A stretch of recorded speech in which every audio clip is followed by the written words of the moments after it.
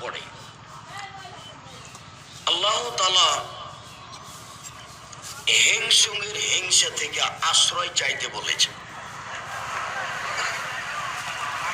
যারা হিংসা করে, আল্লাহ তুমি তাদের হিংসা হতে আমাকে বাঁচাও। সূরা ফালাকে কথাটি এসেছে মর্মে আপনারা দোয়া করবেন তারাকে যেন সত্য সত্য আল্লাহ দ্বীনের খাদেম হিসাবে কবুল করেন। আমি নিজের ছেলে হিসেবে বলি না, আমি জাতির সম্পদ হিসেবে বলি যে জাতি যেন তাদের কাছে উপযুক্ত খিদমত পাওয়ার জন্য, দ্বীনের সেবা পাওয়ার জন্য একটু আল্লাহ তাআলার কাছে আবেদন পেশ করে, আল্লাহ তুমি তাদের কবুল করো।